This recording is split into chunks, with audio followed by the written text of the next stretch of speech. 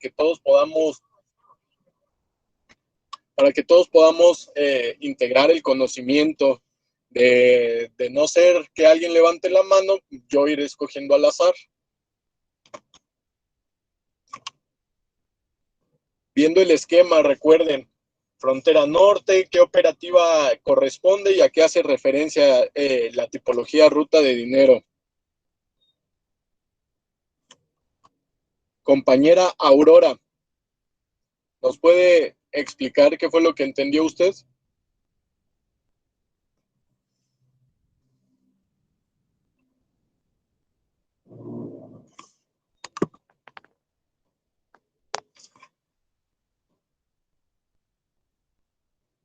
Adelante.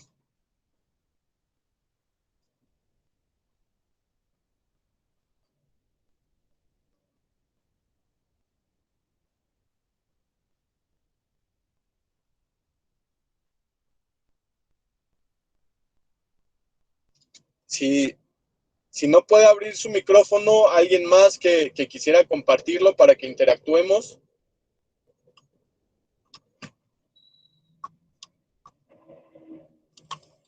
Compañera Ana Belén, si nos puede hacer favor igual de apoyarnos con la misma pregunta, ¿qué fue lo que usted entendió de acuerdo a la tipología de ruta de dinero?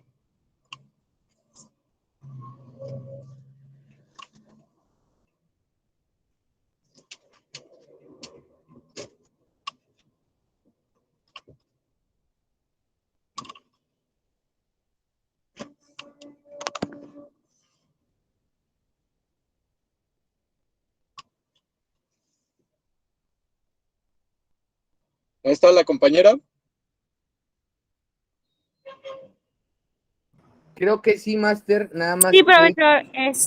lo que pasa es que no me quedé ayer toda la clase, entonces no estuve en esa parte, disculpe. Ok, entonces pasamos a... Compañera Fernanda, adelante, le escuchamos. Yo también me tuve que retirar de la clase, pero he escuchado que se refiere, por ejemplo, personas que hacen o cometen ilícitos en Estados Unidos Okay. y reciben dinero y posteriormente para traerlo a México, como las casas de cambio, primero cambiarlo a pesos, para después realizar depósitos a personas dentro del país, ¿no? Ok, sí, está bien su idea. Veo que hubo muchas ausencias el día de ayer. ¿Les gustaría que retomemos un poquito más atrás este tema de tipologías?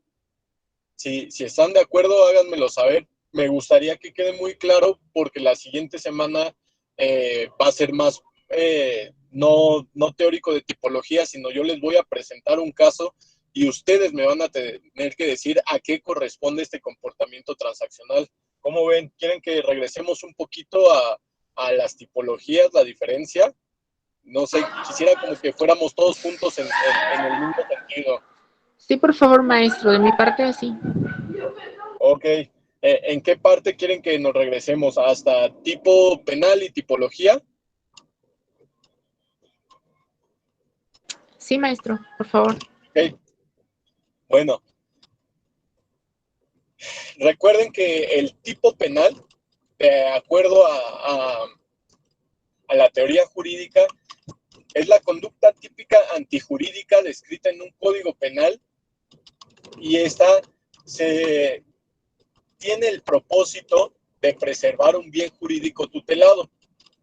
Esto es lo que nos dice la teoría del derecho del tipo penal.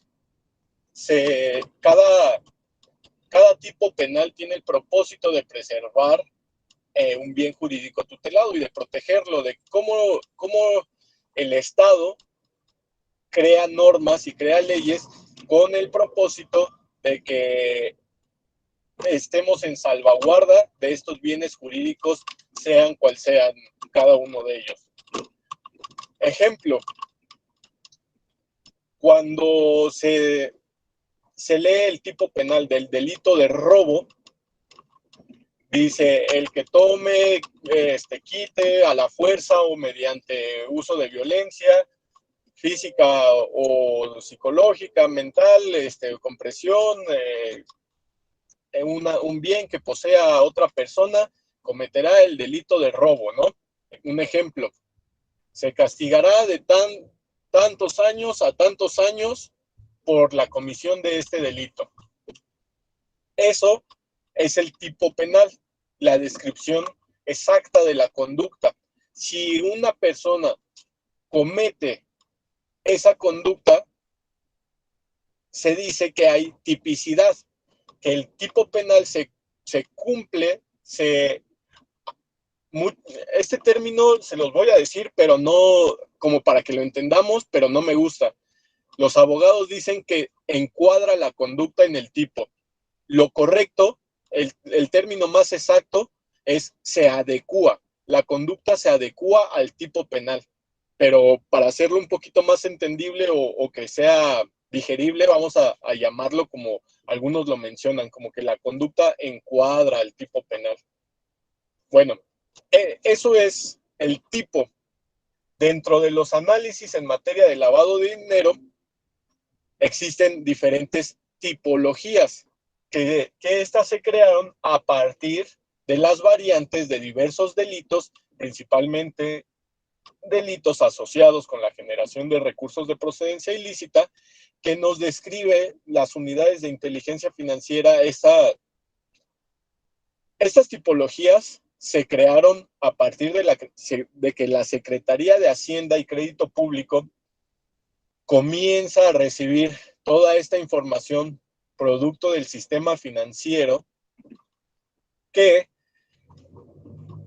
mediante los reportes de operaciones inusuales que generan las instituciones de crédito, instituciones financieras, se hacen llegar de información. Es decir,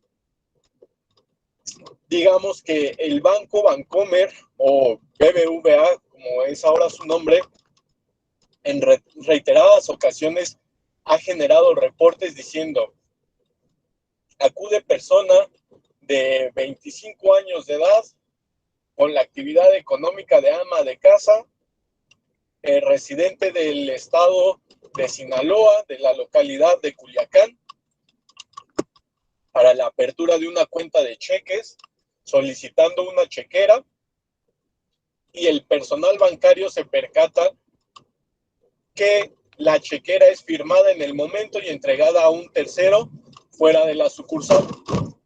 Al realizar un análisis transaccional, nos percatamos que los montos depositados son provenientes de la frontera norte y los retiros son ejecutados mediante cheques negociados en efectivo por personas físicas, las cuales presentan información negativa en medios externos, o bien se encuentran en listados de personas bloqueadas por el banco, o bien se encuentran en un listado de personas sancionadas por alguna lista negativa, sea policial o sea una lista de inteligencia financiera. Puede ser listado OFAC, Departamento del Tesoro, incluso puede ser personas que se encuentran en listados fuertes, como puede ser buscados por la Interpol, o incluso puede ser personas que en algún momento tuvieron un proceso y se encuentran en calidad de prófugos de la justicia, ¿no? También recordemos que puede haber calidad de detenido. Así a grandes rasgos es la descripción de un reporte de operaciones inusuales, la narrativa, digámosle, del cómo se presenta ante la autoridad una situación. Estoy hablando de un supuesto muy a grandes rasgos. Sin embargo, cada uno de estos análisis va a tener una narrativa propia, ya que ninguno de los casos llega a ser igual. Cada uno tiene su particularidad. Dentro de esta narrativa que les acabo de explicar, ¿qué es lo que pueden destacar o qué les llama la atención, compañero BPM, José María, si no mal recuerdo?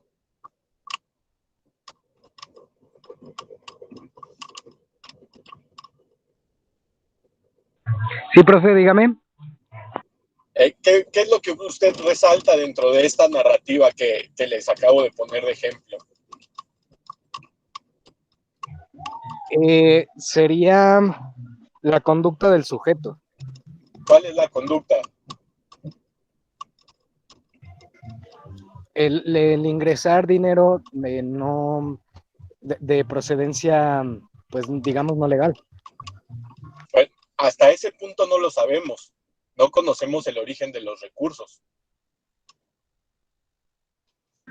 Entonces me perdí. Ajá. Va de nuez. Persona física, 25 años, residente de Culiacán, Sinaloa, acude a la apertura de una cuenta de cheques. La chequera, acuérdense, es un medio de acceso. Medios de acceso pueden ser tarjeta bancaria, chequera o el mismo contrato. Puedes ir a la sucursal y presentar tu contrato y decir, esta persona, la poseedora de este capital soy yo y necesito retirarla. Este es mi contrato y esta es mi identificación. Validen que soy yo y la institución financiera está obligada a entregarte los recursos o bien a proporcionarte otro medio de acceso mediante el cual se puede hacer esas disposiciones. Cuando a esta persona le otorgan el medio de acceso, ella refiere el personal de la sucursal que se le entrega a un tercero. ¿Qué?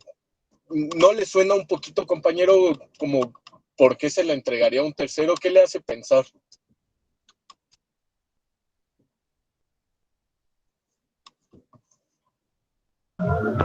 ¿Sería como entonces prestamista de nombres? Exactamente. Nuestro cliente es un prestanombres. Pero, Sí. Pero en ese caso, como le digo, normalmente las personas que prestan el nombre, pues no es como que un ingreso legal de dinero. O sea, bueno, normalmente, o sea, yendo de lo general a lo particular, ¿no? No necesariamente. Les voy a poner unos ejemplos del término prestanombre o testaferros. También lo pueden encontrar como testaferros dentro de algunos libros. A veces dentro de los análisis tenemos prestanombres familiares que no necesariamente caen en un marco de ilegalidad. Les voy a poner un ejemplo de un caso muy típico que llegamos a ver dentro del sistema financiero. Persona física de 18 a 20 años, localidad Veracruz, específicamente Martínez de la Torre. Comenzamos a ver que es una persona que declara ser estudiante. Esta persona en un mes tiene ingresos por más de 3 millones. ¿Cómo los recibe? Transferencias interbancarias del extranjero, provenientes de Bank of America. Originador, Citrus Punch. ¿Cómo lo retira? Lo dispone en efectivo dentro de su localidad. Beneficiario de la cuenta, su papá. Actividad económica, fruterías. En la búsqueda de información a medios externos, tenemos que el papá es uno de los principales productores de limón de la zona. ¿En qué se está convirtiendo la hija? ¿En un prestanombres? ¿Lo consideraría usted un prestanombres, compañero BPM?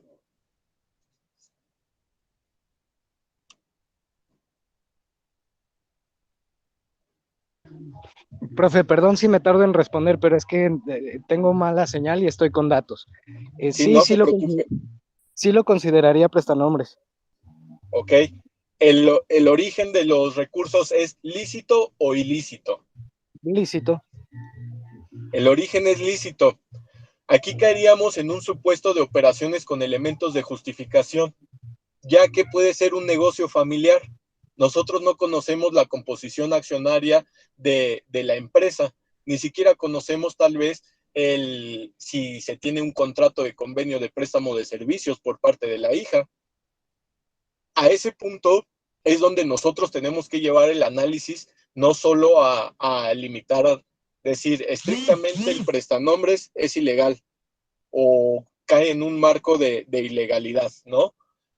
Tenemos que hacer un análisis, en algunas teorías lo mencionan como análisis 4x4. En otras teorías financieras se le denomina un análisis 360 grados. No solo ver el alertamiento, sino ver el entorno general de esta situación.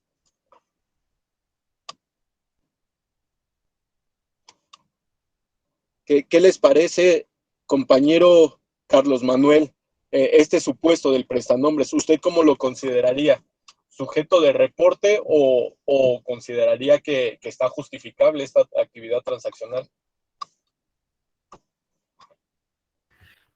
Pues no sé, yo diría como en punto medio, la verdad no sabría llegar ahorita a un... Digamos, vamos a poner este supuesto, llevémoslo a la realidad. Cuando un analista o investigador recibe este tipo de alertas, solo tiene dos opciones: reportar o descartar. El reportar influye que esta persona probablemente tenga repercusiones de tipo administrativas hasta legales. El descartarlo implicaría que pueda seguir operando de forma normal. ¿Qué pensaría usted? ¿Qué acción tomaría? ¿Daría una consecuencia legal o descartaría para que siga operando como lo ha hecho? Sí, pues sí, yo creo que sí, la primera. Sí vería legalmente cómo solucionarlo. No va a hacer una investigación más a fondo. Ok, digamos que usted reportaría a las autoridades este comportamiento.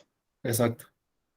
Ok, bueno, les voy a decir yo qué haría o qué es lo que normalmente hacemos en el sistema financiero.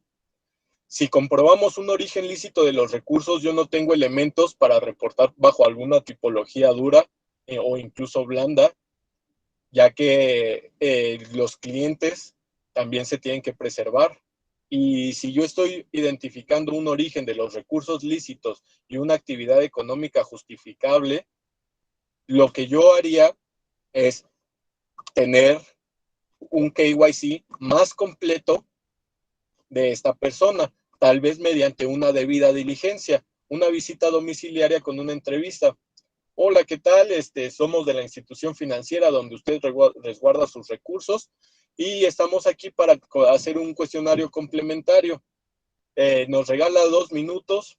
Ok, usted nos mencionó que es estudiante, pero de acuerdo a la actividad transaccional identificamos relación con los cítricos. ¿Me puede explicar usted cuál es esa relación?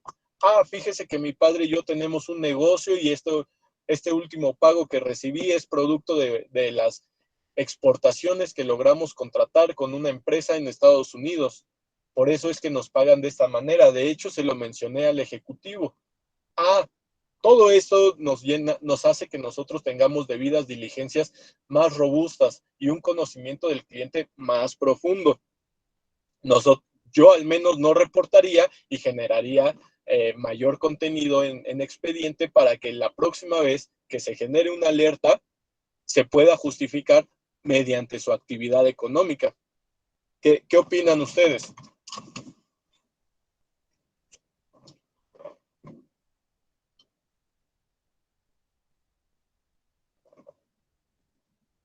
Oiga, profe, entonces, para usted, uno que sí reportaría, un ejemplo.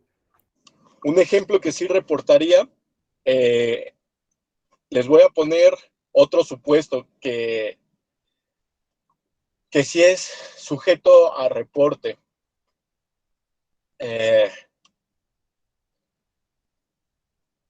Llega una persona a la sucursal, solicita el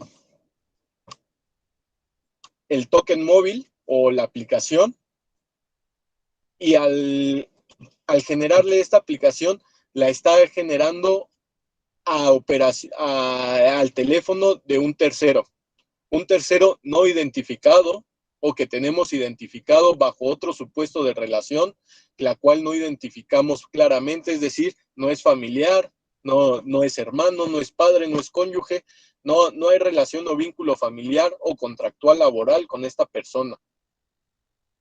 Ahorita más adelante les voy a poner un ejemplo de un caso que sucede en Zacatecas, que actualmente lo estoy llevando. Pero, por ejemplo, identificamos dentro de estas operaciones que la cuenta únicamente recibe depósitos en efectivo, concentra y todos los días viernes lanza transferencias interbancarias a nombre del beneficiario de que tiene el teléfono con el cual no identificamos relación familiar. Aquí es un supuesto de no conocemos el origen de los recursos. La actividad económica no es confirmable porque todos los depósitos se originan en efectivo.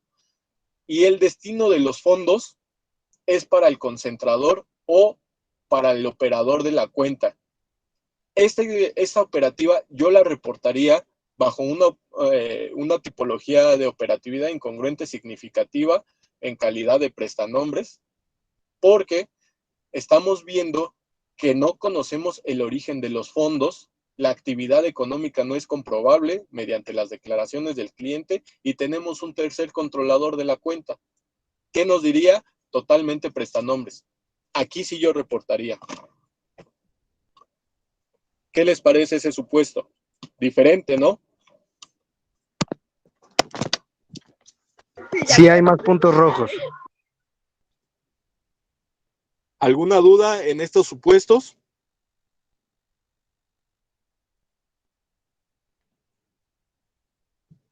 Bien.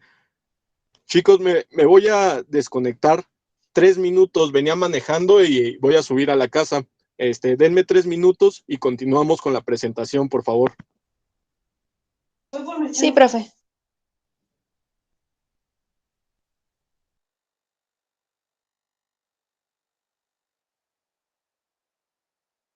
Si tienen alguna pregunta, ahorita que venga el maestro, hagan, se la pueden hacer ahí en el chat y ahorita se los preguntamos, para que ustedes, puedan tener un poquito más. Yo entiendo que es un poco difícil esto de entenderle de lavado de dinero, pero si tienen alguna duda, por favor, se los pido de todo corazón, no se queden con las dudas, ¿vale? Para que entonces ustedes puedan bien ver la triangulación que existe y los puntos rojos cuando en algún momento pues se tiene un manejo mal de estas transferencias, ¿no? Entonces, si tienen alguna duda, por favor, ya si no, pónganlo ahí en el chat y ahorita lo checamos, ahorita que ingrese otra vez el maestro, para que no se queden con dudas, por favor. Si también algo se les hace difícil, algo que no entiendan ahí de esto, por favor, pregunten, ¿vale?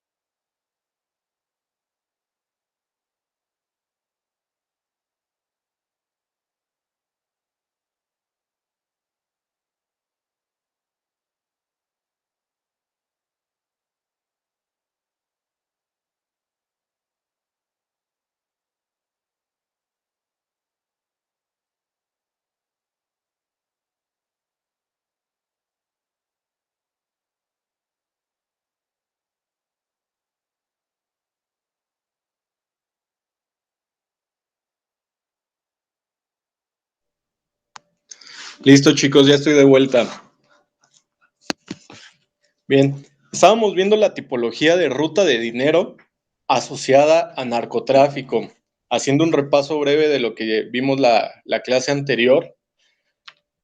Esta tipología fue muy identificada dentro del sistema financiero alrededor del año 2000 hasta actualmente todavía se ve, pero dado los instrumentos monetarios que se emplean hoy en día, ya no es tan viable que los operadores de capital ilícito, principalmente en las fronteras, hagan envíos de esa manera. La evolución de esta tipología se fue dando a través de las transferencias interbancarias, ya que no es necesario posicionarte en algún punto para saber cuál es la ubicación, que hoy en día ya se sabe, pero anteriormente no, o estar en algún lugar para que ingresar el capital desde sucursales y posterior emitir un cheque como lo hacían en Culiacán, Sinaloa, cobradores de cheques negociados en efectivo a través de prestanombres. ¿Cómo ingresaba este capital de acuerdo al flujo de recursos y al flujo del negocio del narcotráfico? El capital proviene de Estados Unidos en dólares. Se realiza el cambio de moneda a moneda nacional en casas de cambio ubicadas en Sonora, en Tijuana, en Agua Prieta, en Mexicali, Chihuahua, la mayoría de los puntos donde existen centros de flujo de personas, mercancía, y existen altos niveles de flujo de capital en efectivo por parte de los centros cambiarios. De esta manera realizan el cambio a pesos. En las fronteras ya hay restricciones transaccionales para algunas sucursales en término de monto para ingresar capital en efectivo. Anteriormente, esto detonaba la operación de ruta de dinero, ya que no existían montos límites. E incluso, posterior al cambio, en alguno de los casos que me tocó analizar, el personal del narcotráfico secuestraba las sucursales automáticas Banamex e ingresaba todo el capital mediante depósitos de 10,000 pesos. Depósitos ejecutados en las practicajas. Se llaman sucursales automáticas Banamex, pero todo el mundo le dice practicajas. En estas practicajas ingresaban, secuestraban el cajero y media hora estaban ingresando depósitos de 10,000, todos a una misma cuenta concentradora. ¿Cuánto se imaginan que puede entrar a una cuenta en media hora de depósitos de 10,000? Compañero Manuel, ¿usted qué monto se imagina que opera una cuenta de ruta de dinero de Culiacán en una semana?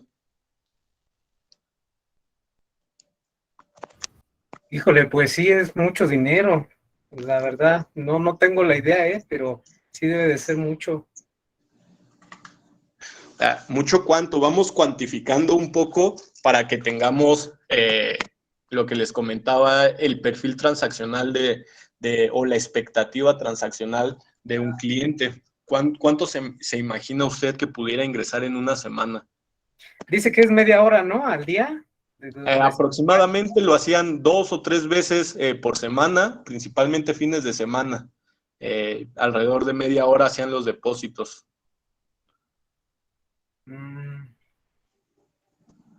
No, pues de 10,000 en 10,000. Ajá, ¿cuánto cree que sumaban? Yo creo que como 1,000,000, ¿no? Más o menos. O sea, es muy poquito dinero, 10,000 por media hora. ¿Y luego cuántos cajeros serían?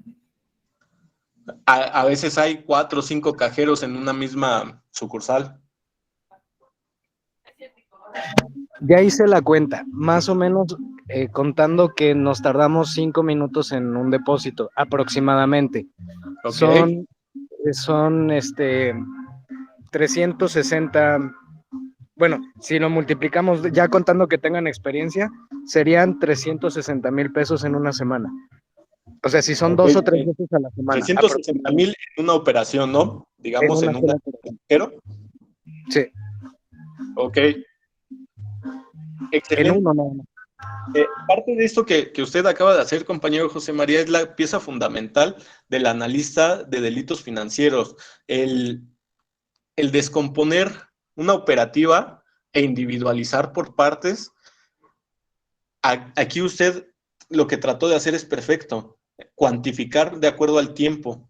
Nosotros teníamos cuentas que veíamos que secuestraban la sucursal media hora y lo hacían 2 o 3 veces por semana, diferentes personas con maletas llenas de efectivo, y nos llegaban a sumar hasta 5 millones en un mes, considerando que eran cuentas de flujo. Llamemos una cuenta de flujo, es la cuenta que el lavador de dinero sabe que en algún momento se va a cancelar, pero tratan de utilizarla y explotarla lo más posible, porque ellos saben que la consecuencia inmediata va a ser que la cuenta se bloquee o se cancele, o si no hay asociación a un delito, el banco va a decidir la cancelación de la relación comercial otorgando el cheque el recurso mediante un cheque de caja para que ellos hagan la negociación en cualquier otra institución financiera, para que,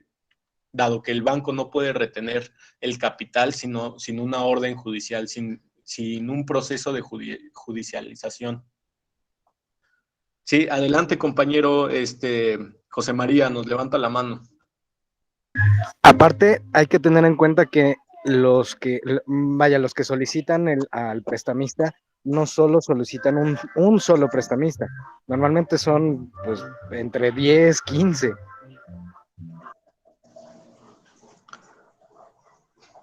Ok, prestamista, ¿me refiere usted como al prestanombre? Sí, al prestamista de nombre. Ok, perfecto. Sí, hay que ser muy exactos en los términos, hablando de reportes de operaciones inusuales con los términos, porque si usted me refiere en un informe de inteligencia a un prestamista, tal vez yo estaría pensando en otra tipología. Si usted me refiere en calidad de prestanombres o testaferro, yo ya entendería que son personas que están prestando la cuenta, pero sí, normalmente se tienen, digamos, para un esquema de ruta de dinero, como saben que las cuentas van a ser bloqueadas, normalmente lo que llegan a hacer es, acuden con una familia y les dicen, ¿saben qué? Necesito 7 cuentas de todo uno de la familia, cada uno que vaya al banco le voy a dar 500 pesos porque me aperturen una cuenta, me entreguen su tarjeta y la chequera. Al salir yo les doy sus 500 pesos y no los vuelvo a ver nunca.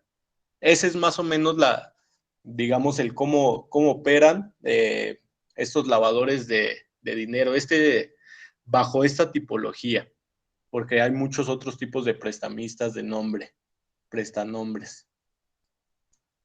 Vamos a ver dentro de los análisis de inteligencia que normalmente los prestanombres tienen un vínculo familiar entre sí, pero no con el controlador de los recursos. Profe, aquí me gustaría comentarles de un caso muy cercano a un amigo. Sí. Un amigo tenía a otro amigo que le solicitaba a sus conocidos aperturar una cuenta bancaria y era muy curioso porque les daba 5,000 pesos por nada más aperturarla. Ajá. Y bueno, a mí evidentemente se me hizo muy raro, ¿no? O sea, nada más por aperturar una cuenta y dame la tarjeta y yo la muevo, empezando por ahí, ¿no?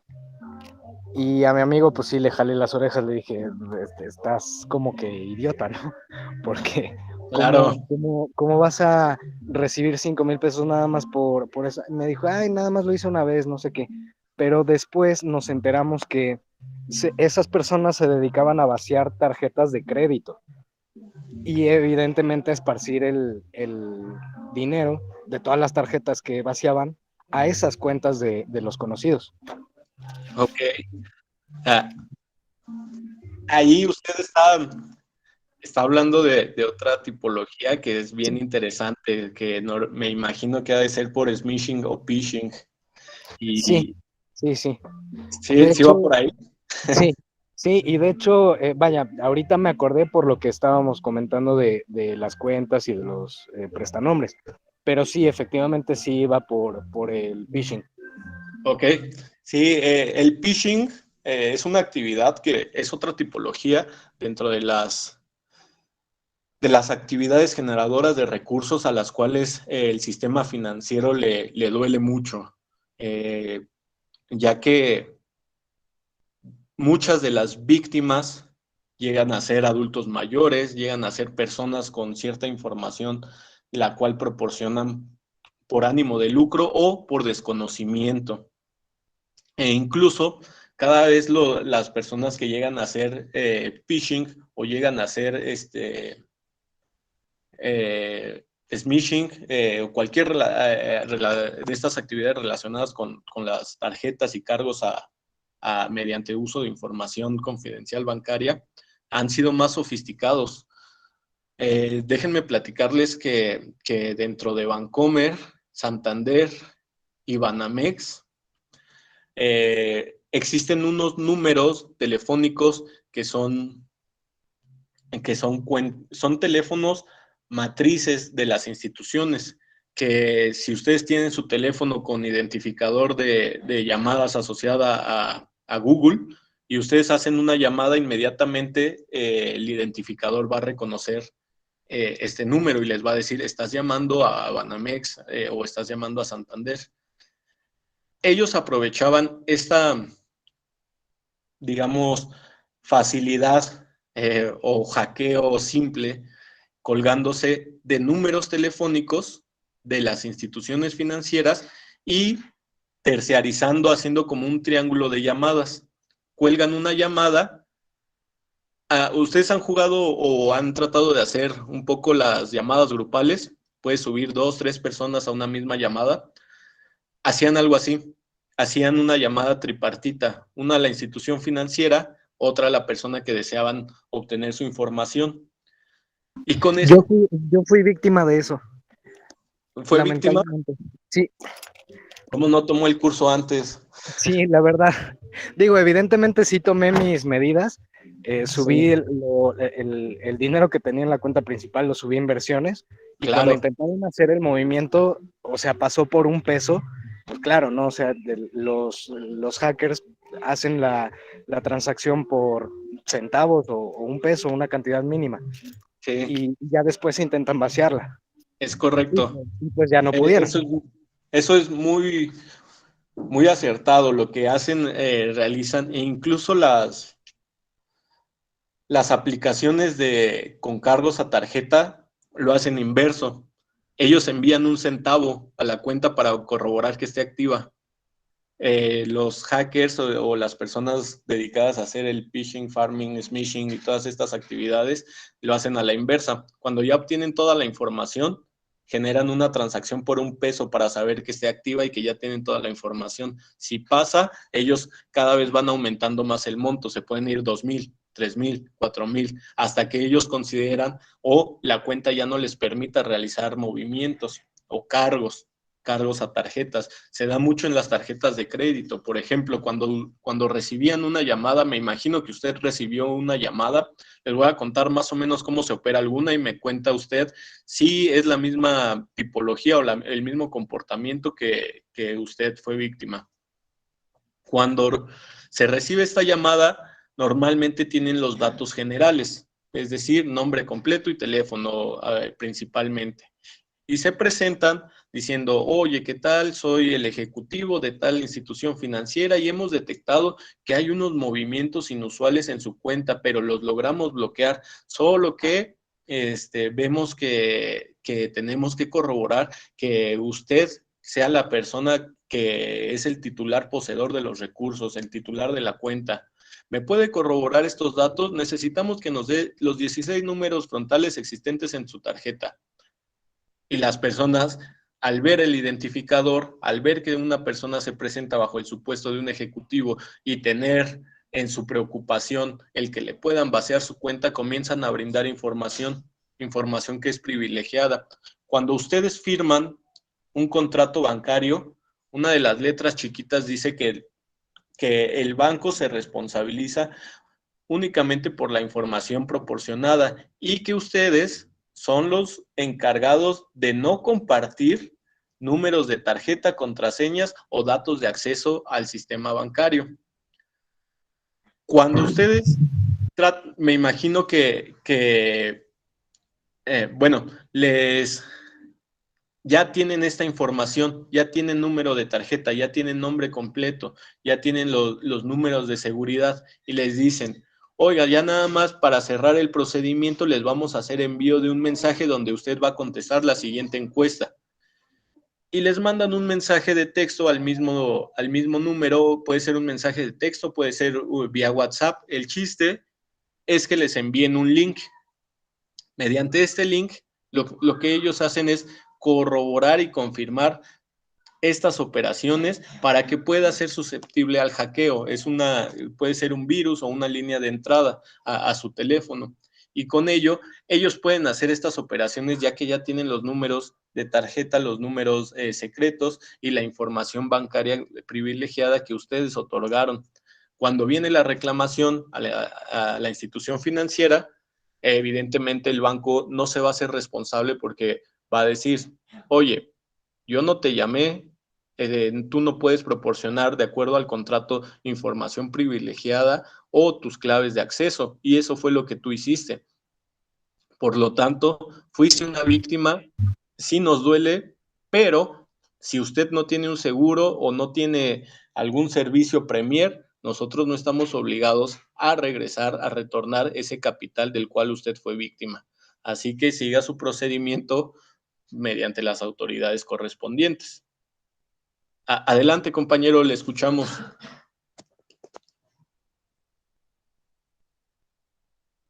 Compañero José María, que nos levanta la mano. Adelante. Ay, perdón, es que no tenía el micrófono activado. No se preocupe. No fue así. A mí me pasó diferente y yo me imagino que fue ahorita como dijo de ligar las llamadas. Okay. Porque yo recibí un mensaje de Banamex se ha intentado un cargo no reconocido, una cosa así, o con la terminación de tu tarjeta. Si era la terminación, no era el número completo, evidentemente. Entonces ya marqué directamente a Banamex. Al número de audiomático. Sí, evidentemente pues ingresé mis datos y todo.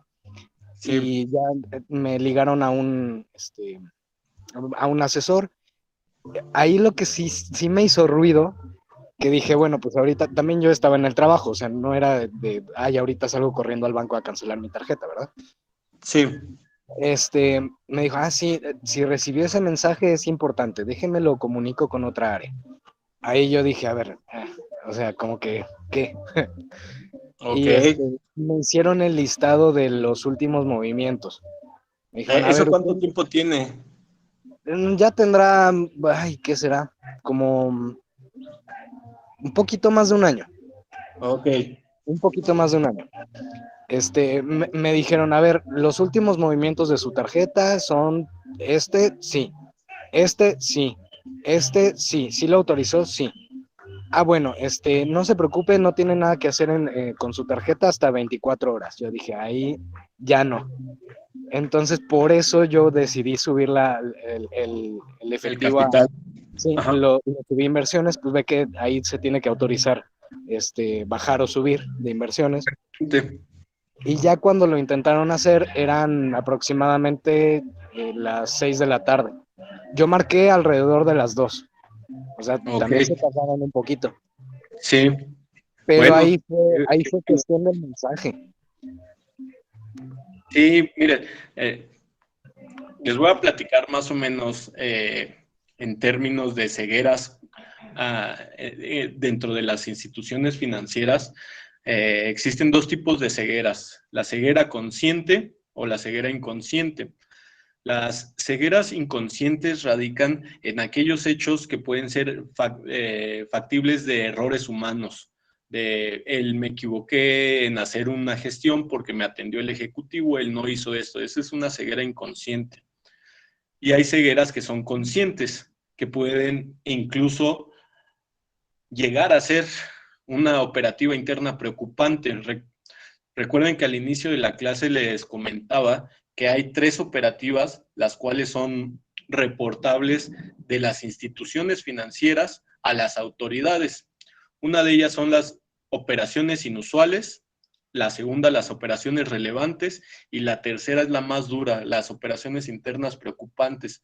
¿Por qué es de las más duras? Porque el banco directamente está acusando a alguno de sus empleados de hacer uso ilícito de sus funciones para obtener un bien, para la obtención principalmente de un recurso a base de fraudes. Muchas veces pudiera ser que estemos en estos supuestos. Hay que cuidar siempre incluso la información de los ejecutivos bancarios, ya que tampoco ellos deben de conocer los números de tarjeta ni los números secretos.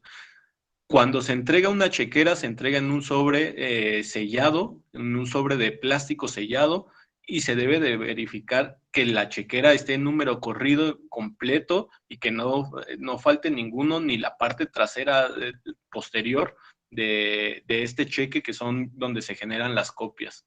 Estas no deben de faltar. Las tarjetas se entregan en sobres cerrados y si está abierta, ustedes no la reciban. Si ven que está de mala manera, no la reciban, porque ya probablemente alguien ya conoce los datos previo a asociarlo a su número de cuenta. Dentro de estas operativas pueden ser algunas, ¿no? Pero la parte principal es que nosotros seamos financieramente responsables y tengamos conocimiento de que podemos ser sujetos a vulnerabilidad de cualquiera de estas personas que pueden ser incluso empleados del sistema financiero. De hecho, el delito de lavado de dinero, una de sus variantes o de sus menciones dentro del artículo 115 de la Ley de Instituciones de Crédito, dice que no se impondrán las penas mínimas cuando sean empleados bancarios. Adelante, compañero, nos quería comentar. Sí, es que eso fue lo curioso. No me pidieron ningún número, ni de tarjeta, ni de mis números secretos. Pues evidentemente por eso yo continué la llamada. O sea, evidentemente si me hubieran preguntado algún dato ya más personal, pues no lo hubiera dado. Claro. Pero nunca me lo pidieron, nunca. Lo que yo les puedo recomendar es que siempre tengan sus aplicaciones, el capital que no vayan a ocupar, lo tengan en un fondo de inversión. Hay inversiones muy básicas que son inversiones a la vista, que si bien no nos van a dejar rendimientos altos, nos va a asegurar que nuestro capital no está a la vista. Hay otros bancos, por ejemplo, Bancomer, Banco Azteca, tienen una función que se llama apartados, que digamos, si usted tiene una proyección de capital a futuro, ingresa su capital a un apartado y por lo tanto no está a la vista en la cuenta. Cada vez que ustedes hagan una consulta de saldo, ejemplo, si recibí 100,000 pesos y envié 50,000 al apartado, solamente en consulta de saldo se verificarán 50,000 pesos. Los otros estarán en una cuenta que no puede ser usable hasta que se libere por parte de ustedes para el apartado correspondiente. Esa es una manera de cómo tener una estructura de una finanza sana en materia de seguridad. Cómo hacernos responsables de la seguridad de nuestros capitales, dado que conocemos que el sistema financiero es susceptible a vulnerabilidad. Si fuera error del banco, el banco estaría obligado a reponer esos recursos. Si hubo fuga de información por parte del cliente, el banco no está obligado a retornar el capital a la cuenta. Adelante, compañero, nos levanta la mano. Sí, profe, bueno, ahorita que está tocando acerca de la aplicación, Sí. yo recuerdo que hace como un medio año más o menos, me llegó un mensaje, pero lo marqué como spam mi celular, donde Sí. ya después posteriormente lo abrí y decían que habían intentado cambiar mi contraseña de la aplicación de BBVA, Sí. y decían la terminación de mi tarjeta exactamente igual, y daba un link, y ve que dice que si no es usted, da este link. Pero pues el link sí es como que muy obvio que es como un virus Falso. o algo así, Sí. porque empieza con WA punto y no sé qué. Exactamente, Entonces, un enlace. ándele, exactamente. pero yo me di cuenta que fue porque anteriormente pues yo casi siempre que pago pues es con QR o algo así, Sí. pero ese día yo pagué con mi tarjeta en una gasolinera, entonces no sé si yo intuye que, bueno, pensé que fue de ahí, pero no estuve seguro, pero Puede ser. porque le digo que hasta tenía la terminación de mi tarjeta. Sí, puede ser. De hecho, hoy en día ya casi no se da la clonación de tarjetas mediante bandas magnéticas ni mediante el chip. Ya es muy difícil. Pero hace algunos, ¿qué será? Unos 10 años, existían unos aparatos electrónicos que se llaman skimmers. Los skimmers eran encargados de lectura de información.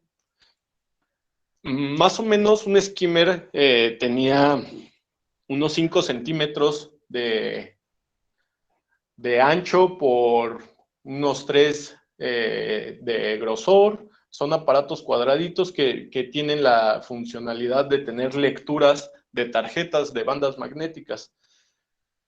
Cuando se dio mucho en gasolineras o en lugares de pago donde había mucho flujo de tarjetas, previo a hacer el cargo, colocaban el skimmer debajo de la mano. Antes de pasar la tarjeta, la pasaban por el skimmer, obtenían la información y posterior le hacían el cargo. Y ya después decían, oye, pero es que lo último que pagué fue eso y aquí me aparece que posterior a ello tengo tantos cargos. Ah, pues fuiste víctima de una clonación de tarjeta, te clonaron la información. Cada vez se empezó a tornar un poco más complicado, dado que los bancos empezaron a blindar su información y decir, a ver, ya me están clonando las bandas magnéticas, voy a poner chip. Ya me están clonando los chips, voy a poner tarjetas que sean presenciales, que sean de proximidad. Ah, ¿sabes qué? Ahora voy a poner tokens móvil en los teléfonos y que cada vez que se genere una operación por más de este monto, el token o la compra me va a generar una clave que solo yo voy a enviarle a mi cliente. Cada vez el sistema financiero, dado que los que intentan vulnerarlo también se documentan, también saben del sistema financiero y saben de tecnología, el banco trata de blindarse de la mejor manera. Les estaba platicando igual en términos de, iniciamos la clase con prestanombres y testaferros. Les voy a explicar un caso el cual tuve el año pasado y ustedes me dirán qué consideran, si es prestanombres, no prestanombres, a qué constituye esta operativa o qué se imaginan que estaba asociado a esta operativa. Bien, de repente una sucursal ubicada en el estado de Zacatecas nos comienza a escalar. Escalar es decir, nos hace llegar información a los superiores de investigaciones que ya hay una constante en un comportamiento de algunas cuentas. Y nos decía, acude persona a la sucursal a hacer retiros y vienen en grupo. Este grupo viene con el contador del señor Lara Correa. Ok, veíamos uno, veíamos otro, veíamos que los cajeros ya identificaban y comenzaron a hacer debidas diligencias, como el preguntar, ¿conoce usted el origen de los recursos? ¿Por qué vienen en grupo? ¿Quién es la persona que los acompaña? Preguntas de ese tipo para llenar los cuestionarios de debida diligencia y conocer un poco más de la operativa. Las personas referían, somos empleados, él es el contador de la empresa. Ok, ¿por qué están recibiendo ustedes cantidades de este tipo? No sé, nos están pidiendo que las recibamos en nuestra cuenta de nómina y luego se las regresamos al contador. Ok, suena raro. Comenzamos a analizar, a obtener inteligencia, toda esta recolección de información proveniente de sucursales, del sistema financiero, toda esta información proveniente de los medios externos, expedientes, y comenzamos a ver que ya había cerca de 70 cuentas con la misma operación, misma operativa. Recibían recursos de la cuenta de la empresa propiedad del señor Lara Correa. El señor Lara Correa es un empresario muy reconocido del estado de Zacatecas, que tiene sus empresas bien establecidas, tiene amplio reconocimiento en la zona, es un cliente premier de la sucursal y todos lo respetan, no tiene una reputación negativa, no se encuentra en un listado negativo, no hay presencia de listado FAC, no hay Interpol, no hay denuncias en su contra. El señor es una persona que pudiéramos decir íntegra. Cuando empezamos a hacer la sumatoria de capitales transaccionales que operaron cada una de las cuentas, estábamos viendo que lo hacía principalmente en 2 periodos y con empleados de una corta edad. Lo hacían en los periodos de mayo y de diciembre. El capital se retornaba íntegro al contador en efectivo. El contador, al retirarlo y concentrar en efectivo, nosotros perdíamos el seguimiento de flujo de este capital. Sin embargo, podíamos dar un seguimiento inverso, conocer el origen de los recursos y cómo brincaban de cuenta en cuenta. Hasta este punto, ¿quién quiere opinar?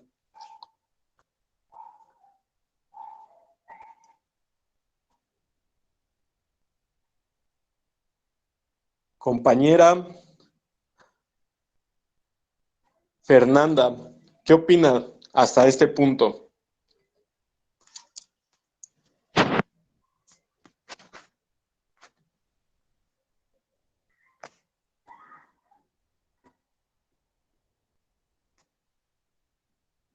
No está la compañera Fernanda, entonces la compañera Anaí Martínez. Adelante, la escuchamos. Sí, buenas noches. Buenas noches. En lo que acaba de mencionar de los ejemplos, yo creo que también ya entra como delincuencia organizada para lo de los prestanombres, de que son cantidades excesivas o muy grandes de dinero y de las personas que se involucran para la transacción de estas. Ok, ajá, ¿qué más? Y que pues también hay que identificar los pequeños puntos, aunque parezcan pequeños, pues nos van a ayudar a determinar si se va a llevar lo de el desecho de investigación o de inicio de investigación. Ajá. En donde me dio curiosidad. Ok. Usted, de acuerdo a lo que le informo, el capital viene de una empresa bien constituida, de una persona reconocida en el medio, digamos que el capital es lícito, el origen del capital es lícito. ¿Usted qué consideraría ser o qué se imagina que es lo que están haciendo estas personas?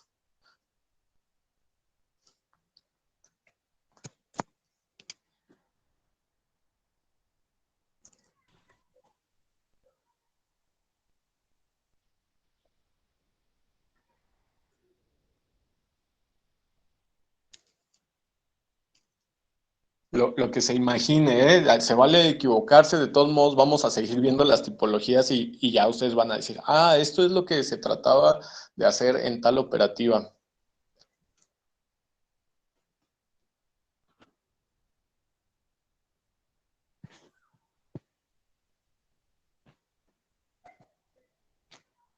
Es una persona reconocida.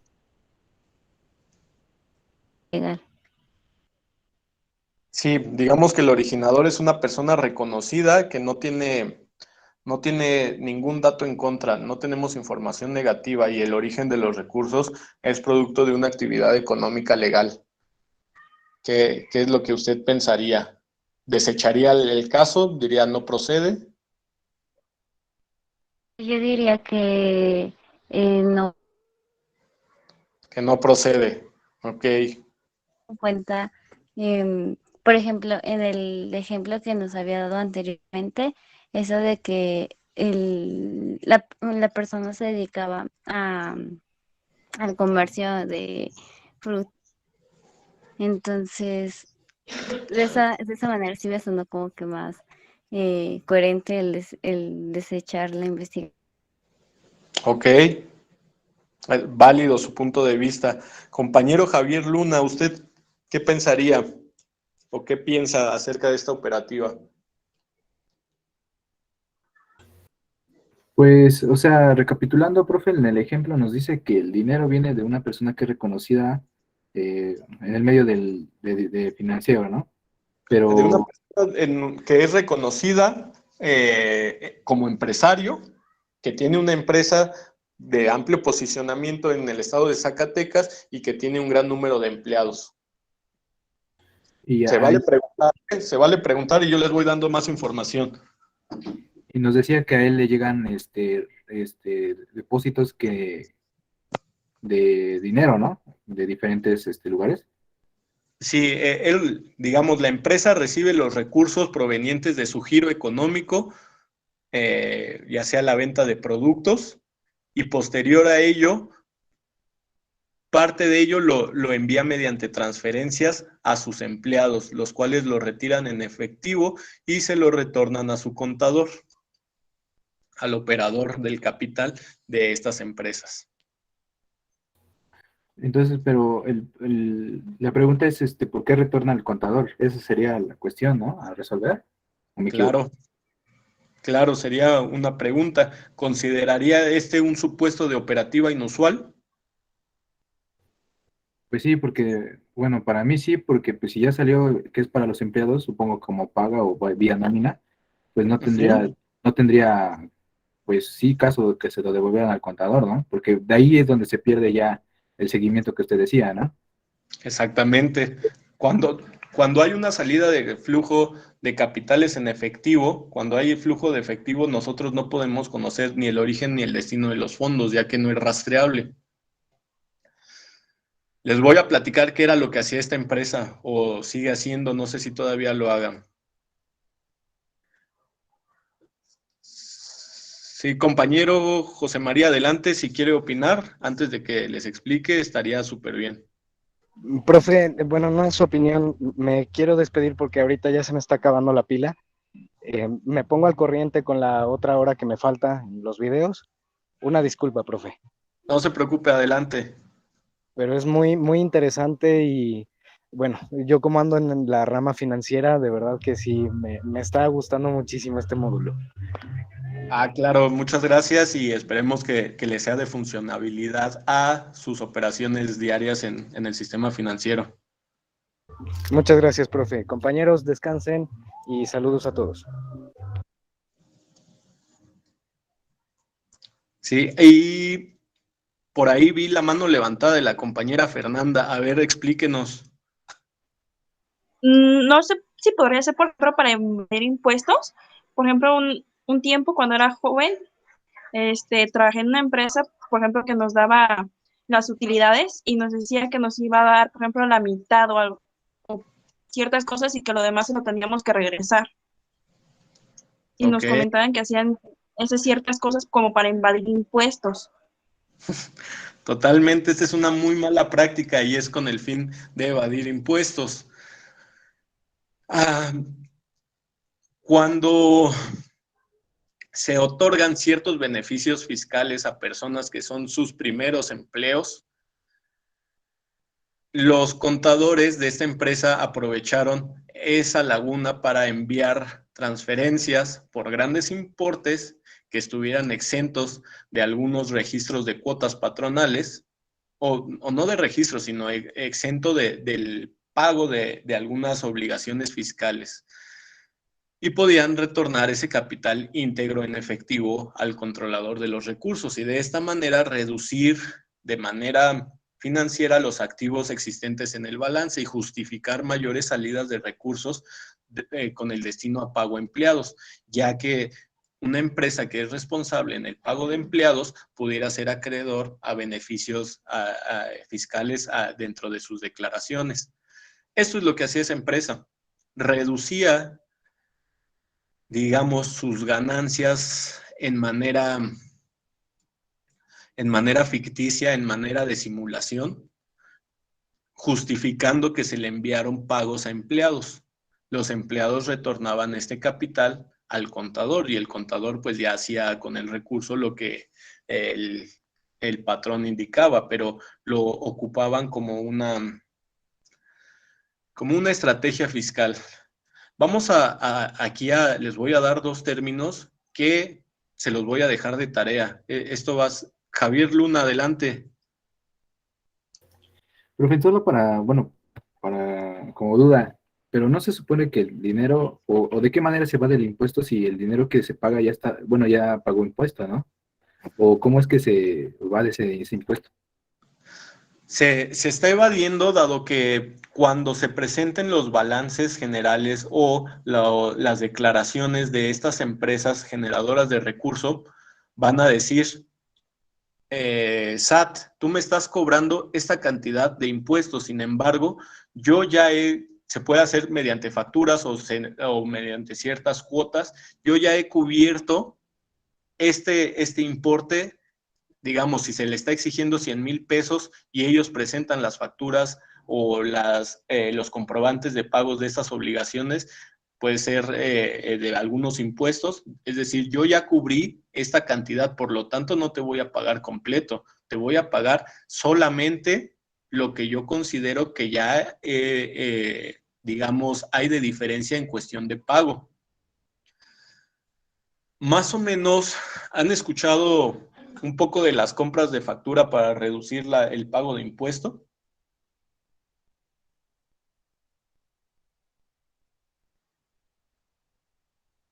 Bueno, compañera Fernanda, ¿qué conoce un poquito del tema?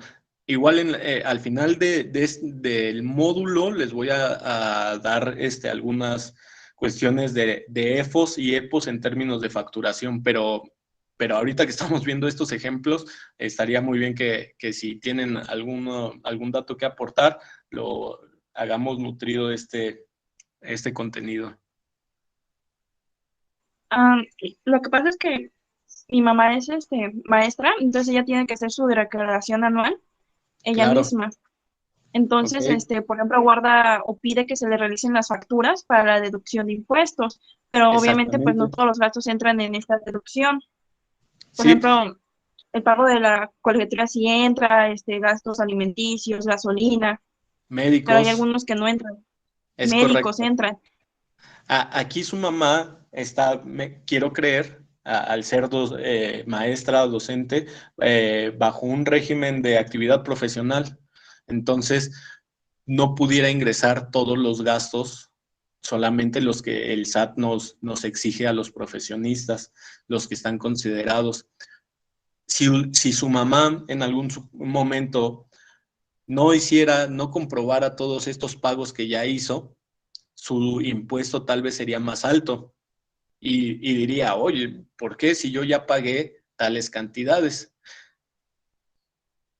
Más o menos es algo así lo que hicieron estas empresas. Trataron de justificar estos pagos para tener beneficios fiscales, siendo que el capital se los estaban quedando ellos. Al ser una operativa de magnitud amplia, al hacer uso de terceras personas como elemento transaccional, al existir incongruencia transaccional en el retorno de los recursos a su originador, esta operativa se reportó bajo la tipología de una operativa incongruente. Sin embargo, al provenir de un origen lícito, se continuó la relación comercial de las personas originadoras de los recursos. Sin embargo, cada una de las cuentas de los empleados fue cancelada porque ellos estrictamente son prestanombres, no conocen el origen de los fondos y retornan el recurso al originador. Es una cuenta mula, una cuenta de paso. Lo que estas personas están haciendo pudiera caer en un supuesto de defraudación fiscal, ya que si el fisco revisara e nos solicitara esta información y a ellos les corresponde determinar, tal vez les diría, oye, tú hiciste una declaración de la cual obtuviste beneficios fiscales y nosotros otorgamos tal vez beneficios que no eres acreedor, ahora págame. La autoridad, el fisco, va a decir, tú me engañaste para la obtención de un bien en perjuicio de las autoridades fiscales. Entonces entra en un supuesto de defraudación fiscal que se encuentra descrito en el artículo 108 del Código Fiscal de la Federación. Bajo ese supuesto, esta actividad es reportable, esta actividad tiene que ser de conocimiento de las autoridades, a pesar de que sean personas con capital lícito en cuanto a origen. Sin embargo, obtuvieron un bien, obtuvieron capitales mediante beneficios fiscales. ¿Qué les parece? Compañero Javier, ¿qué le parece? Me parece que Esmeralda levantó la mano hace un segundo.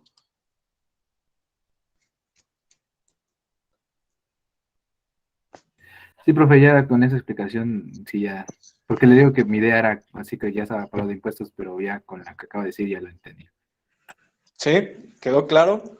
Yo también, ahorita estamos partiendo de los prestanombres para estos ejemplos, estos supuestos, pero de las últimas clases que vamos a tener va a ser el tema de simulación de flujo de recursos y en ello vamos a ver EFOS y EPOS, que son estas empresas facturadoras con operaciones inexistentes y las empresas compradoras utilizadoras de estas facturas. Así se han denominado, digamos, en el argot de la inteligencia financiera y en algunos boletines que emitió la UIF mediante la Secretaría de Hacienda. EFOS y EPOS son los acrónimos, pero en sí son factureros, se les conocía como factureros.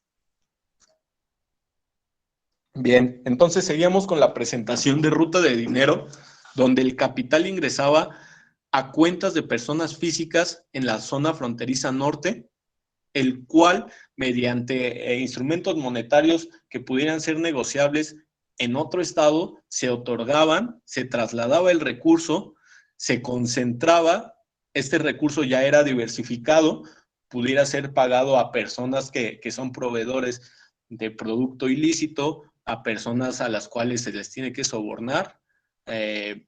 Por aquí teníamos en el ejemplo empleados municipales, pueden ser a nivel gobierno local, federal, estatal. Zonas de concentraciones de efectivo, Culiacán, Guadalajara y Michoacán. Zona de retiros, donde se ejecutan principalmente en Culiacán, Sinaloa, mediante cheques o tarjetas en salidas de efectivo. La que más me tocó ver a mí son cheques negociados en efectivo, porque así te deslindas de operaciones personales con números de tarjeta. Y pues bueno, este capital ya era usado para la compra de armas, compra de droga, compra de artículos de lujo, bienes inmuebles y cualquier otro bien que ellos ya quisieran gastar. Recordemos las 3 etapas del lavado de dinero. Integran el recurso, lo estratifican y luego le dan esa salida del capital ya blanqueado. ¿Podemos pasar a el siguiente esquema, maestro, por favor?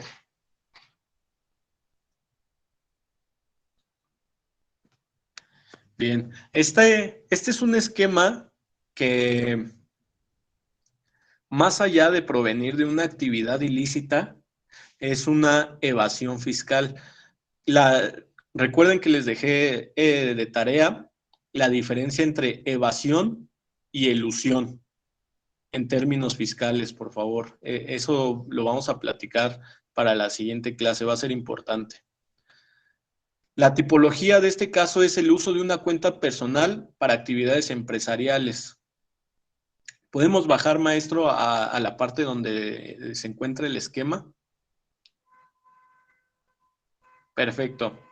El esquema es muy básico y realmente, a mi criterio, si bien es una actividad reportable por parte como obligación que nos exige las autoridades dentro del sistema financiero, tampoco es una actividad que nosotros entendamos como una actividad fuera del marco de la ley o que sea producto de un acto ilícito.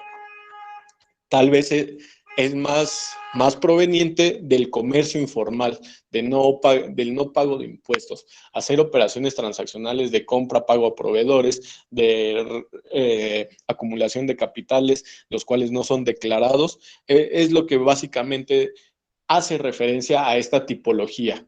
Esta tipología no es una tipología dura, es meramente informativa y es con el fin de que las autoridades tengan conocimiento de los ingresos existentes dentro de las cuentas de cheques o cuentas de débito o incluso tarjetas de crédito por parte de las personas que ejecutan actividades comerciales y no lo declaran.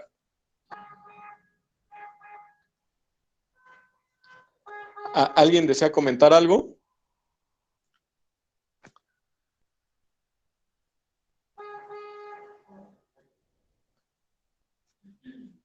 Bien, ¿podemos pasar a la siguiente diapositiva, maestro? La siguiente tipología. Ahí, uso de identidad.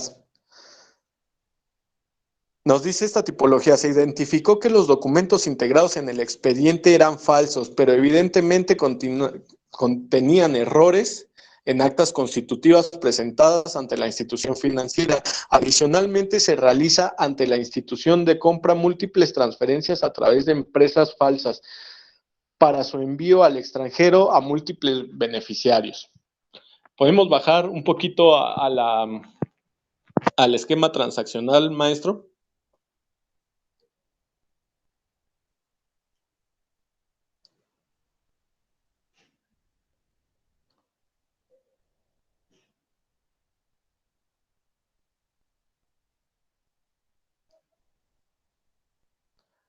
Viene un poquito más abajo, después de los indicadores de riesgo.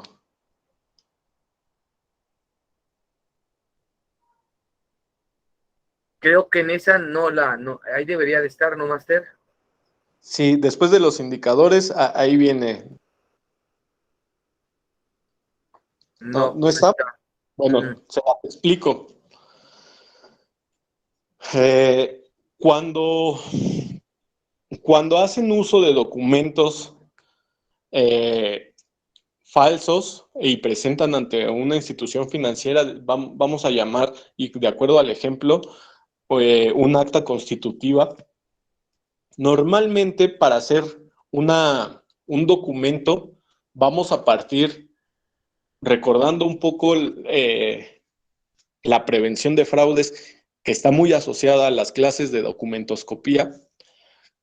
Los falsificadores tienen elementos base para realizar estas imitaciones. Este tipo de imitaciones se conocen como imitación servil. Se sirven de un documento existente para la generación de otros. Probablemente se escaneó un documento auténtico y de él partieron como esquema base para la alteración de datos de identificación y crear un documento con características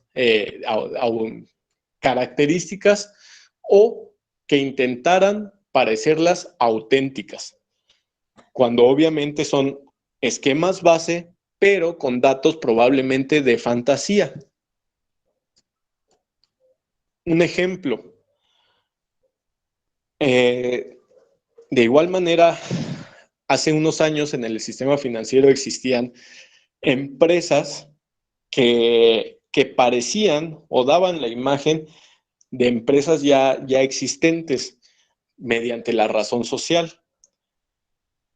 Un ejemplo, una de ellas que me tocó analizar fue Jumex. Unas personas abrieron una cuenta a nombre de Jumex, sin embargo, Jumex es el nombre comercial. La razón social es proveedora de jugos de México SADCB. Ahí fue donde nos dimos cuenta que este expediente estaba mal.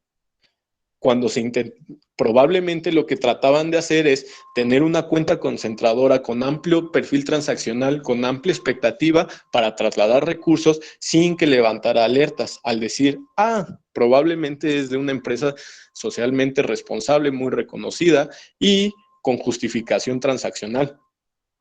Eso es lo que procuraban hacer.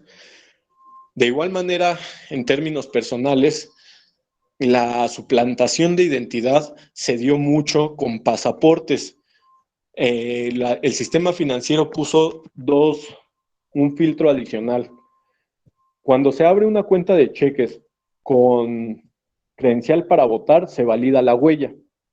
Cuando se abre una cuenta de cheques con alguna otra tipo de identificación oficial se tienen que presentar 2 de ellas. Es decir, si yo presento un pasaporte, tengo que acompañarla probablemente de mi cédula profesional o de mi cartilla militar o de cualquier otro documento que acredite mi identidad para que el banco pueda validar y pueda hacerme ese servicio, pueda otorgarme una cuenta de cheques, una tarjeta de crédito o cualquiera que esté solicitando en ese momento. Básicamente de esto se trata esta tipología de uso de identidad. Yo la denominaría más como un fraude por suplantación de identidad, pero pues estos nombres los ponen las autoridades, la Secretaría de Hacienda y a veces como que pareciera que no les gira tanto la ardilla, como que creen que pues, los operadores delincuentes del sistema financiero parece que estudian más a veces que ellos. ¿Podemos pasar a la siguiente tipología, maestro, por favor?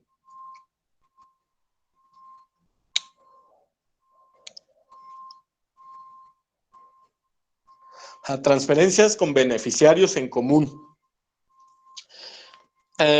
Esta tipología ya no existe. Esta era del año 2006-2007. Más que una tipología, yo la denominaría como un factor de riesgo o un factor a identificar, un enlace entre transacciones que pudieran constituir un riesgo. ¿Por qué? Porque incluso nuestros alertamientos, nuestros sistemas de alertamiento automático detectan cuando una cuenta emisora está enviando pequeños fragmentos de transacciones a cuentas de múltiples personas, los cuales van a concentrar este recurso. Compañero Javier, ¿cómo se llama cuando se descompone un recurso amplio en pequeños fragmentos? ¿Qué teóricamente, cómo se llama? Era el pitufeo, ¿no? O sistematización. Exactamente, pitufeo o estructuración. Este capital estructurado tiene, mediante transferencias, tiene ese propósito de trasladar recursos de cuentas grandes, desintegrarlo e integrarlo en cuentas pequeñas sin levantar alertas. Ese es principalmente lo que tenía como que de factor de riesgo. Sin embargo, yo lo considero un factor de riesgo y no una tipología, porque pudiera corresponder tanto a encuadrarse a una tipología de ruta de dinero, una evasión fiscal o cualquier otra cuestión. Para mí es un factor de riesgo y no una tipología. Adelante con la siguiente, maestro, por favor.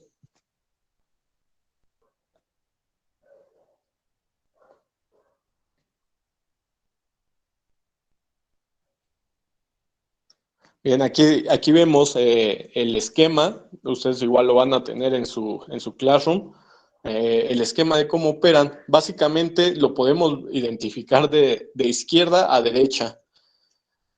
Múltiples beneficiarios de transacciones de una cuenta en común, probablemente. Aquí a veces, como dato, a nivel investigador, observamos constantes coincidencias, tal vez entre número telefónico, referencias personales. Cuando se da de alta las cuentas, a veces comparten documento de comprobante de domicilio entre ellos, digitalizan el mismo, a veces se lo prestan entre ellos y podemos observar coincidencia domiciliaria.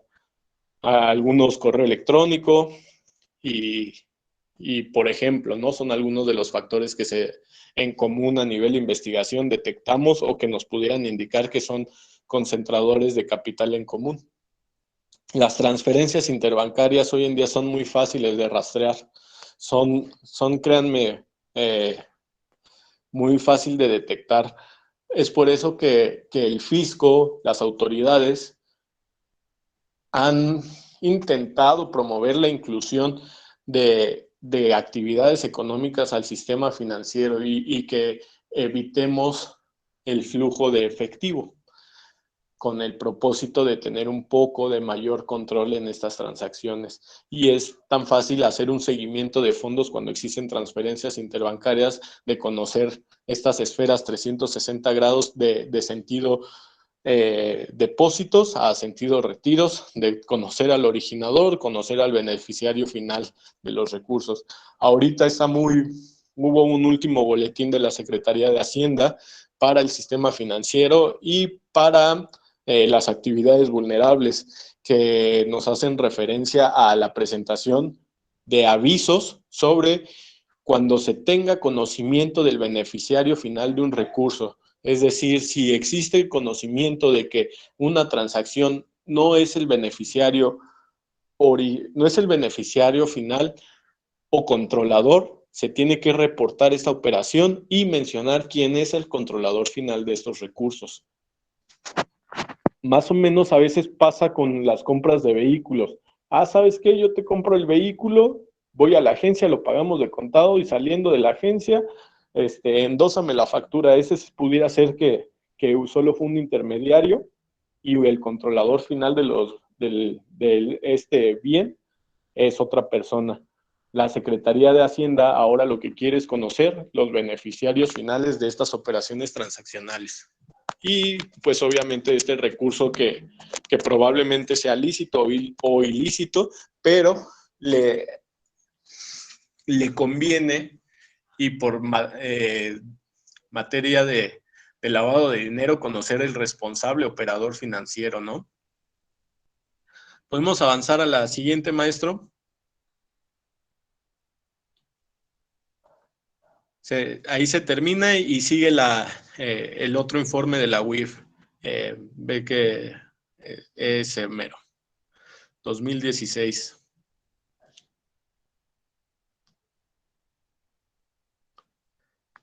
Aquí nos dice: estructura corporativa que simula operaciones para lavar dinero ilícito. Ya empezamos a ver que en los años siguientes las transacciones, estructuras y tipologías comienzan a ser un poco más estructuradas. Los delincuentes operadores empiezan a hacer uso de las herramientas existentes en el sistema financiero para el traslado de recursos, uso de capitales tal vez sin necesidad de centros cambiarios. Una misma institución te puede dar el beneficio de cambio de moneda mediante una sola transacción de interbancaria sin tener que presentarte a la sucursal, solamente cobrando una comisión por banca corresponsal.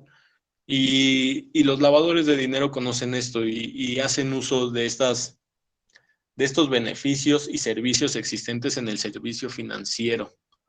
Nos dice: una organización por medio de agentes independientes a los servicios de lavado de dinero ha organizado actividades delictivas en el país A, país B y otros. Para poder llevar a cabo estas operaciones, las organizaciones tienen a su disposición al menos 42 empresas fachada en el país A, muchas otras en el país B y en otros diversos giros comerciales. Dichas empresas tienen como accionistas a empleados jóvenes de bajo perfil, además de tener domicilios en común, los cuales resultan oficinas virtuales o en casa habitación.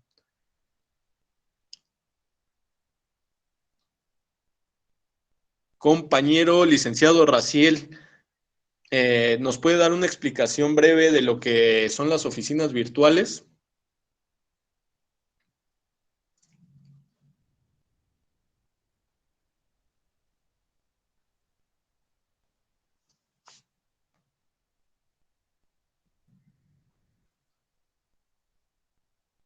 Sí, maestro, buenas noches.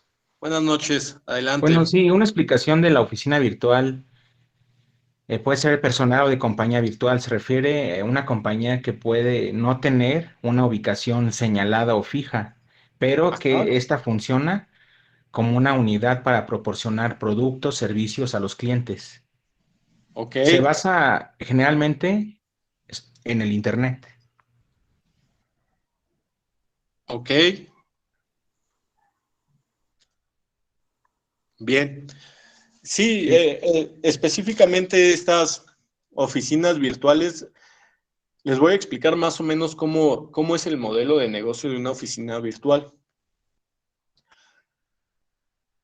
Digamos que yo tengo un espacio, un inmueble de 2 pisos, el cual tengo una sala de juntas, tengo escritorios y tengo una secretaria. Yo le ofrezco al público el servicio de oficina virtual, con la cual van a poder usar este domicilio como un domicilio fiscal, van a poder hacer juntas tal vez 2 veces por semana. Sin embargo, no es necesario que nadie exista ahí, que nadie esté trabajando, pero cuando así lo requieran, no tienen que pagar la renta completa de un espacio, de un inmueble grande, solo van a poder pagar una fracción de ella y lo van a usar el tiempo que ellos necesiten. ¿Qué empieza a pasar con los lavadores de dinero cuando detectan que pueden hacer uso de estas oficinas virtuales? Empiezan a constituir empresas que transaccionan entre sí, pero la constante siempre veíamos que podían existir tal vez 10 empresas con transacciones únicamente entre ellas y todos constituidos con el mismo notario y todos con domicilio fiscal en la misma ubicación. Cuando nosotros ingresamos lo que les mencionaba, motores de búsqueda y herramientas en medios externos, cuando hacíamos búsquedas del domicilio señalado como domicilio fiscal, encontrábamos anuncios de se renta oficina virtual, servicios de oficinas virtuales. Empezamos a conocer un poco que prácticamente la oficina era rentada por 100 empresas, de las cuales 80 eran contaminadas. Este es el supuesto más o menos de lo que nos marca la tipología. Las operaciones son llevadas a cabo sin necesidad de tener un domicilio físico, es decir, si la Secretaría de Hacienda o Servicio de Administración Tributario hiciera una verificación domiciliaria, ¿qué se va a encontrar? Pues que no hay operaciones ahí, que estas operaciones pues no tienen el sustento. Nos dice este ejemplo: las empresas fachada del país A son utilizadas para realizar diversas operaciones y proveer de servicios financieros a sus clientes, tales como captación de recursos, cambio de divisa, envío de transferencias, entre otras, las cuales no pasan por el sistema financiero. Aquí me gustaría separar. Servicios de captación de recursos es uno, cambio de divisas pudiera ser otro elemento de riesgo u otro elemento particular al análisis, y transacciones que no pasen por el sistema financiero. Estas transacciones que pudieran no pasar por el sistema financiero caerían en una tipología de transmisor de recurso. En México tenemos transmisores de recursos legales y hay transmisores de recursos ilegales. Un transmisor de recurso legal pudiera ser OXXO. ¿Alguno de ustedes ha recibido o enviado un pago en OXXO?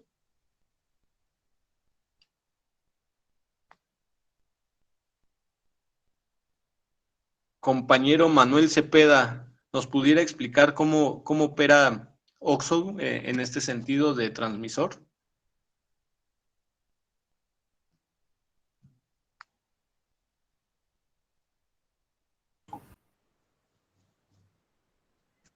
Operaba dando las tarjetas de Banamex, ¿no? Lo que nos había comentado. Ese es un servicio de corresponsalía. Es digamos, un pequeño brazo del banco. Les voy a... ¿Ha usted hecho un envío mediante orden de pago en OXXO? No, nunca. ¿Western Union? Tampoco. ¿Tampoco? Bueno, les voy a explicar más o menos cómo funciona.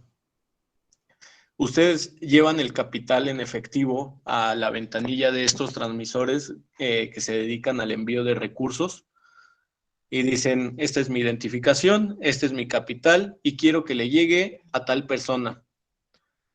La otra persona receptora únicamente acude con su identificación y decir, tengo una orden de pago con tal código a mi nombre.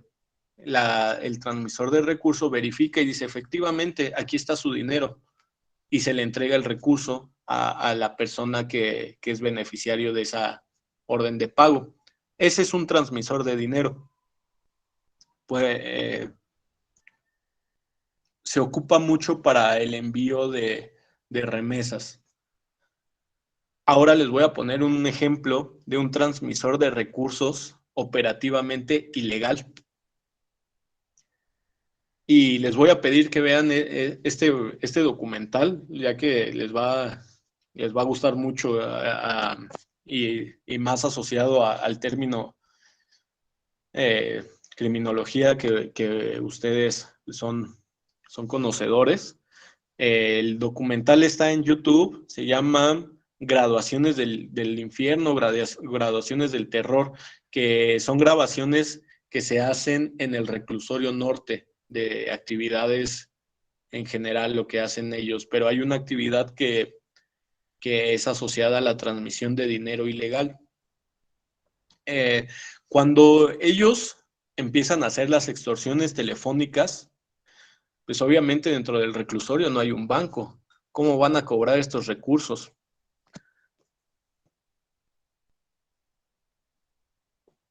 Sí, más o menos como la que hacen por teléfono. Les voy a explicar.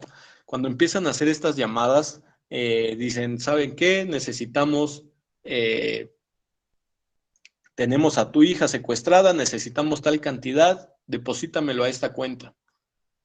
Obviamente no existen cajeros automáticos dentro del reclusorio, no existen terminales bancarias y no existen como tal un sistema financiero legal adentro, pero sí existen gente que usa el sistema financiero para hacer transmisión de dinero ilegal.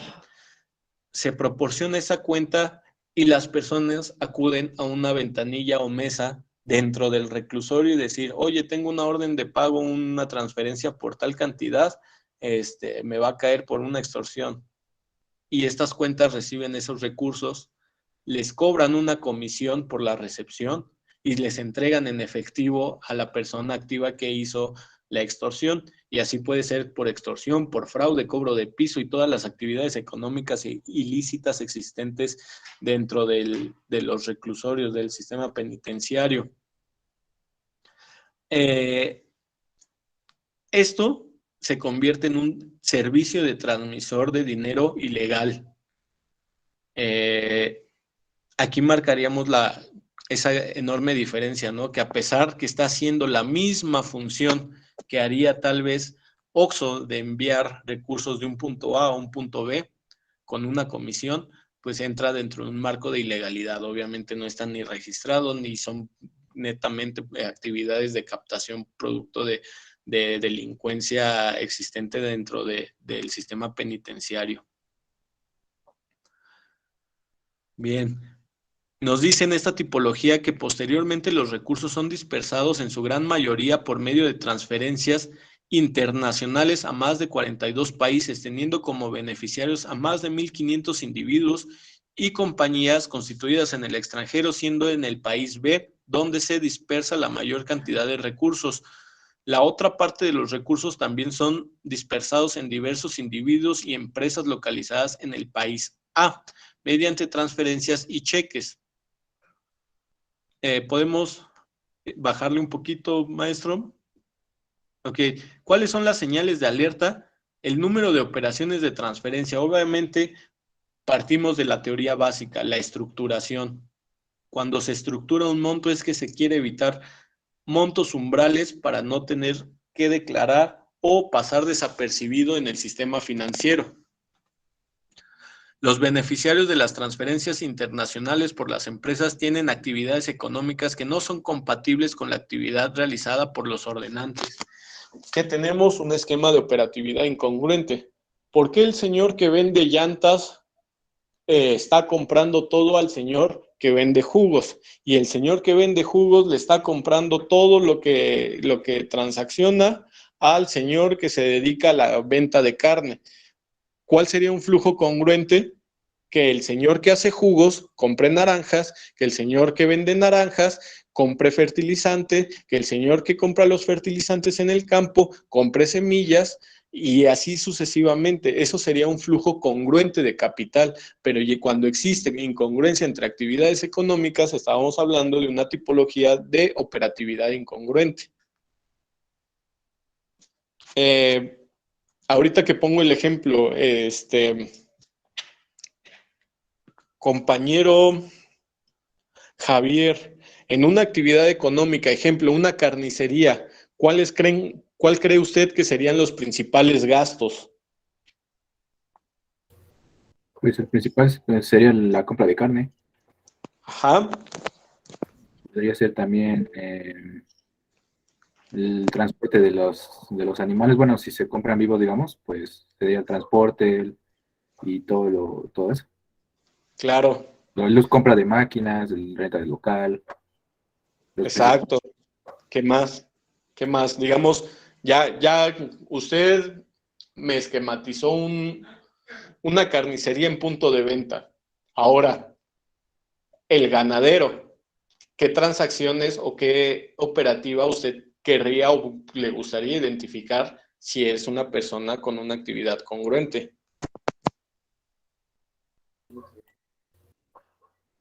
Pues podría ser, si es el ganadero, que los animales se hayan alimentado de forma correcta, ¿no?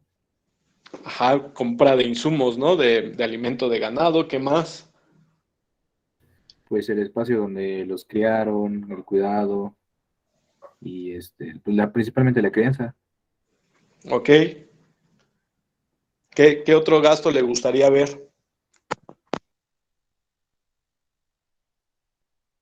Hay una actividad económica que se relaciona mucho al esquema ganadero y muchas veces nos los alertan porque dicen que atienden a toda una localidad.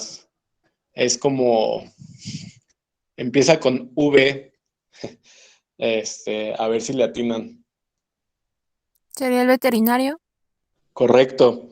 Los veterinarios luego nos los alertan porque son encargados de atender a grandes cantidades de ganado y pues obviamente cuando se inmuniza a una cabeza de ganado, pues tienen que seguirse con todas las demás. Tal vez vacunas o algún medicamento para prevenir infecciones o enfermedades.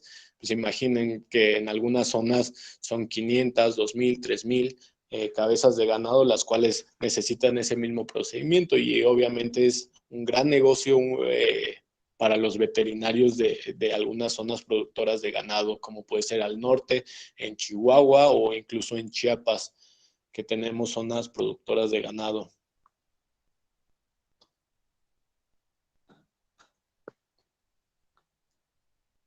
Bien, nos dice el siguiente punto que el domicilio declarado a las instituciones financieras de diversas empresas resulta ser el mismo. Lo mismo, ¿no? Compartían datos. La ubicación declarada son oficinas virtuales. Los accionistas de las empresas son jóvenes. Los dirigentes de la organización no tienen ningún vínculo corporativo con la empresa. ¿Qué quiere decir esto? A veces el firmante de los recursos de las chequeras no figura en el acta constitutiva y no tienen poder respecto a la constitución legal de la empresa. Incluso no tienen participación accionaria dentro de ella, lo cual resulta extraño al decir una misma persona controla financieramente a 40 empresas y no es partícipe en ninguna de ellas, como por qué tendría tanta confianza estas personas de decir, opera mi recurso, ¿no? Y en especial de ser de múltiples empresas, ¿qué capacidad tiene como contador tal vez o como administrador que lleve financieramente a todas estas empresas que se relacionan entre sí? Eso sería uno de los factores de riesgo. Quedan 5 minutos para que terminemos. ¿Hay alguna duda, preguntas? Este es el momento.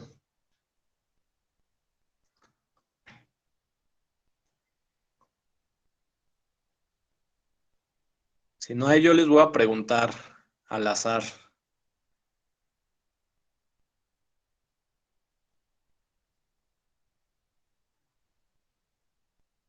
Bien.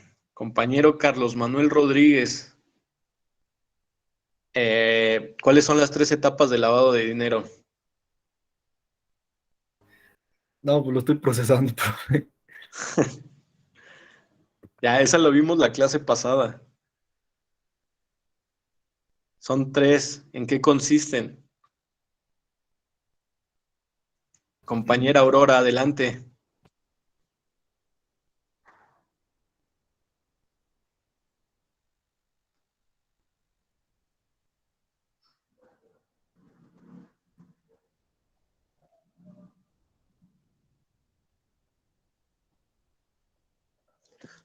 Adelante, compañera Aurora, nos levanta la mano. Creo que no ha abierto su micrófono.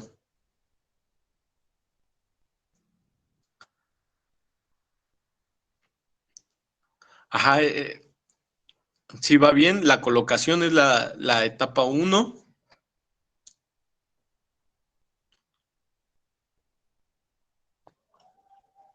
Son 3 etapas. ¿Cuál más? A ver, alguien que le quiera ayudar a la compañera. Compañera Anaí.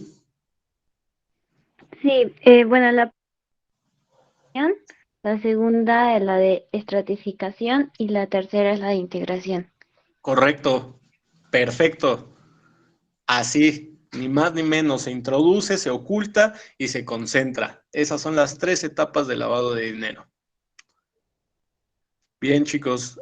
¿Alguna otra duda? ¿Alguna pregunta? ¿Algún concepto que tal vez les haya hecho ruido el día de hoy? Profe, ¿podría repetir las etapas, por favor? Es que como que se cortó el audio y no entendí bien. Sí. Colocación, estratificación y la integración. La colocación es el introducir este capital ilícito al sistema financiero o al flujo de capital de mercado. El ocultamiento es tratarle de darle otra apariencia ya estando en el sistema, en la economía. Y la integración es cómo este capital que ya se le dio una vuelta de apariencia lícita, se va a regresar para disfrute o goce de recurso ilícito. Gracias, Son 3 profe. etapas. Tal vez teóricamente lo puedan ver de diferentes maneras, pero básicamente en los libros menciona 3. Colocación, que es la introducción, la estratificación o ocultamiento y la reintegración o concentración. Les digo, algunos libros, algunos conceptos, sobre todo los libros españoles, a veces tienen algunos términos medio raros, pero básicamente todos son iguales. Maestro Jonathan, ¿algún aporte antes de que nos retiremos? No, todo perfecto, maestro. Excelente, excelente clase. Y pues ya si ellos tienen algunas preguntas, adelante. Y si no, pues ya damos finalizado nuestra 6ª sesión. Y ya nada más esperamos la próxima semana cerrar con broche de oro.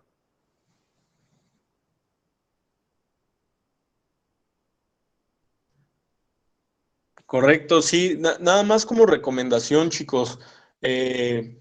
Tal vez por momentos los bombardeos de información, traten ustedes también de ser un poquito autodidactas, sobre todo en temas de análisis de operaciones bancarias, de delitos bancarios.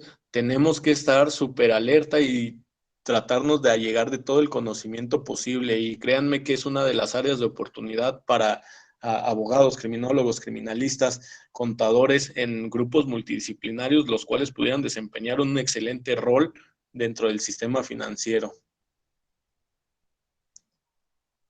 Bueno, pues me despido de ustedes, que tengan bonita noche. Maestro Jonathan, ¿algún aviso?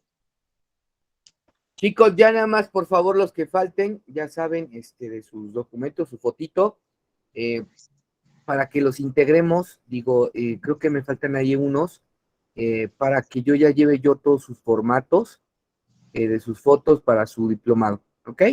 Nada más les recuerdo los que falten, por favor envíenlo, es muy importante para que lo tengamos en tiempo y forma, ¿ok? Muchas gracias y muy bonita noche a todos. Gracias, maestro Giovanni. Nos vemos la próxima Hasta semana. luego. para cerrar bien. Hasta luego, Hasta maestro. luego. Buenas noches. Hasta luego. Buenas noches. Hasta luego. Gracias.